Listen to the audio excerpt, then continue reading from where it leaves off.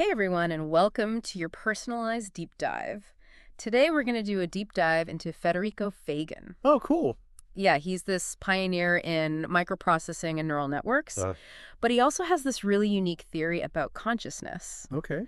You sent us some excerpts from a recent interview where he lays out his ideas, Right. and well, they're not your typical scientific theories. Well, what's interesting here is that Fagan doesn't think that consciousness is a product of the brain, like, at all. Mm. He sees it as something way more fundamental, Oh, wow. like something that's just woven into the fabric of reality itself. Okay, so how did he come to such a radical idea? Well, Yeah. it all started with a pretty intense experience Okay. that he had back in 1990 at Lake Tahoe. Oh, wow. He talks about this overwhelming sense of unconditional love Mm. and just this interconnectedness with everything around him. Okay. He said he felt like his consciousness was both inside and outside of his body at the same time. And it was this experience that really set him on the path to explore consciousness in a whole new way. It makes you wonder if those deeply personal, almost spiritual experiences can lead to breakthroughs in scientific thinking. Yeah, totally. But how does Fagan actually explain this idea of consciousness not coming from the brain? Well, he proposes that it comes from something called quantum fields. Quantum fields. I'm going to be honest, that sounds really complex. Yeah. Could you maybe break that down a little for us? Sure. So first, let's think about the limits of classical physics when it comes to explaining something as complex and nuanced as consciousness. Okay. Fagan uses this great analogy Okay. to illustrate this point. Okay. He compares a human cell to a microprocessor. Okay. Both are really complex systems, Yeah. but there's a really fundamental difference between the two. So a microprocessor works on a binary system, right? Right, It's all about zeros and ones. exactly. It can process information super fast, Yes, but it doesn't have any awareness of the larger system it's a part of. right? Like a tiny cog in a giant machine, but it has no idea what the machine is or what it does. Exactly. And that's where the analogy gets really interesting. Right. Fagan points out that a cell, through quantum processes, seems to have access to the entire blueprint of the organism. Yeah, it's like it knows not just its own individual function, but the overall plan of the whole system. So it's both a part and the whole at the same time. Exactly. Okay, that makes sense. But how does this connect to consciousness, and what exactly are these quantum fields anyway? Okay, so imagine a field. Okay. Not like a field of grass, Right. but more like an ocean of possibilities. Okay. In quantum physics, everything light, matter, even energy, is thought of as a manifestation of these underlying fields and particles. They're just constantly popping in and out of existence within these fields. Oh. Fagan proposes that consciousness is also a field of pure awareness, if you will, that interacts with these other quantum fields that make up our physical bodies. So you're saying our thoughts, feelings, experiences, all that we associate with consciousness Yeah. could actually be a manifestation of these quantum fields interacting with each other. That's exactly what Fagan is proposing. Wow. And this is where it starts to get really interesting because he connects this idea to one of the most mind-boggling concepts in quantum mechanics, the collapse of the wave function. Now, I've heard that term before. Yeah, But to be honest, I'm not sure I totally get it. of course. It sounds like something straight out of Star Trek. Sure, yeah. Could you maybe explain it in a way that even I can understand? Imagine you have a coin Okay. and you're flipping it in the air. Uh-huh. While it's spinning, you could say it's both heads and tails at the same time. Okay. It's only when it lands and you actually look at it that it collapses into a definite state, either heads or tails. Okay.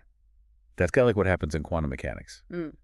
A particle can be in multiple states simultaneously Uh-huh. in a state of superposition Okay. until it's measured. At that point, it collapses into a single definite state. Okay. I think I'm starting to get it, but how does this relate to consciousness? This is where Fagan's theory takes a truly mind-bending turn. Okay. He proposes that the act of free will making a choice is actually a manifestation of this wave function collapse happening within these conscious quantum fields.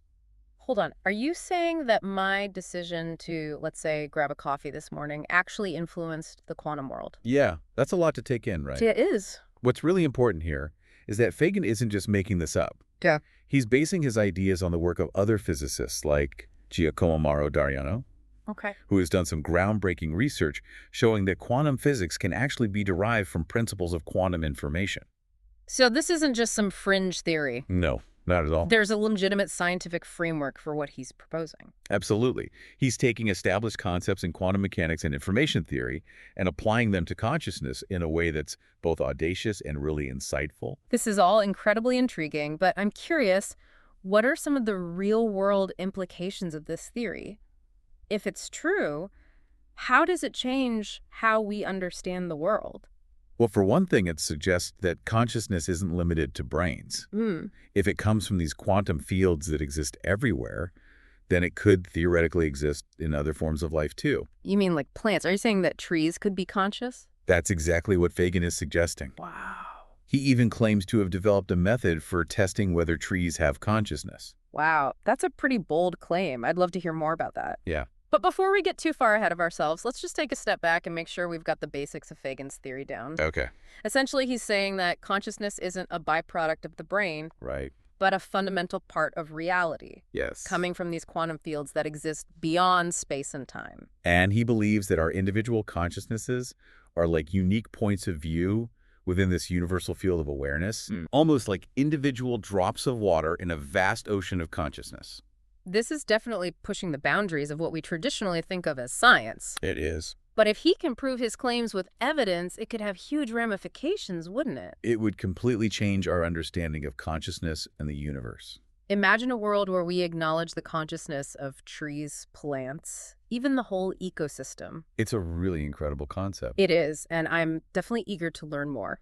Yeah. In our next part, let's dig deeper into the implications of this theory, especially this fascinating idea of testing trees for consciousness. Sounds good. This is definitely a deep dive I won't soon forget. Me neither. Welcome back to our deep dive into Federico Fagan's fascinating and, I guess, kind of controversial theory of consciousness. Yeah. Last time we left off talking about the idea that consciousness might not be limited to brains. Right. And that it could maybe even exist in other life forms like trees. Yes, and it's a concept that really challenges our understanding of consciousness Right. and the natural world. I have to say, I'm still wrapping my head around the idea of a tree having some kind of awareness. Yeah. It's such a different way to think about plants. It is, but remember, Fagan's not just speculating here. Right. He claims to have developed a method to actually test for consciousness in trees, based on his theory that consciousness comes from these underlying quantum fields. You mentioned this method before. Yeah. Can you tell us a little more about how it works? Like, how can you possibly measure something like consciousness, Right. especially in something that doesn't have a brain in the traditional sense? Well, Fagan's keeping the specifics under wraps for now. Okay. He says he needs to gather more data and refine his approach before going public. Okay. But he has hinted at the general principle behind his method. Okay. He thinks that if consciousness is a property of these quantum fields, Right. then systems that exhibit consciousness should also show certain patterns of quantum behavior. So it's like searching for a specific signature, a kind of quantum fingerprint that shows the presence of consciousness. Exactly. He's looking for observable quantum effects that would differentiate a conscious system from a non-conscious one. That's really cool, but wouldn't some critics argue that even if you can observe these quantum signatures, Sure. how can you be sure that it's really consciousness and not just some other unexplained quantum thing? Of course, there will always be skeptics. Right. But Fagan anticipates that criticism Okay. and says that he's not just saying that any random quantum effect equals consciousness.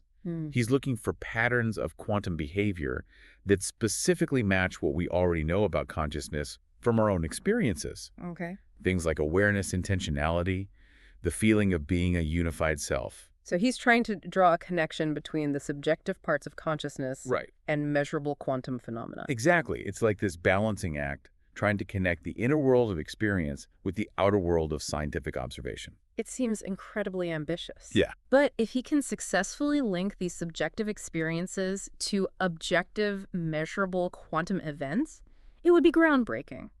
Absolutely. It would be like bringing consciousness into the world of science. Yeah. Something that's always been thought of as philosophy or spirituality. Right. Now, you mentioned that Fagan thinks trees might be the best candidates for this research. Yeah. Why trees? Well, trees are complex living systems. Yeah. They respond to their environment. They communicate with each other through these intricate networks. Right. And some people even think that they have a kind of collective intelligence. I've heard about forests being connected through these vast underground networks of fungi. Yeah, like a natural internet. it is. It's a fascinating concept. If Fagan can prove that trees are actually conscious, it would completely change how we understand the natural world. Yeah.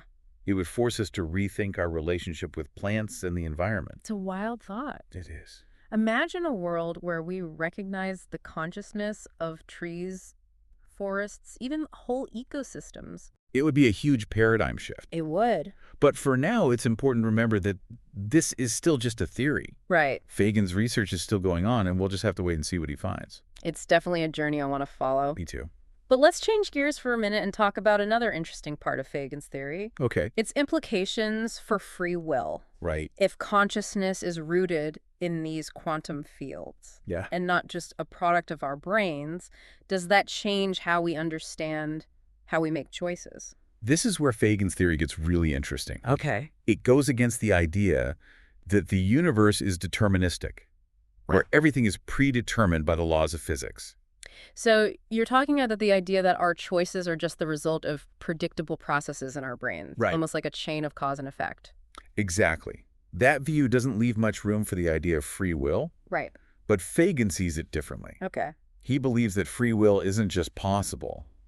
It's actually a key part of how reality unfolds. Hmm. And he ties this back to the concept of wave function collapse. Oh, yeah, the coin flip analogy. Right. The idea that a quantum system exists in multiple states until it's measured, Yeah. and then it collapses into one state. Exactly.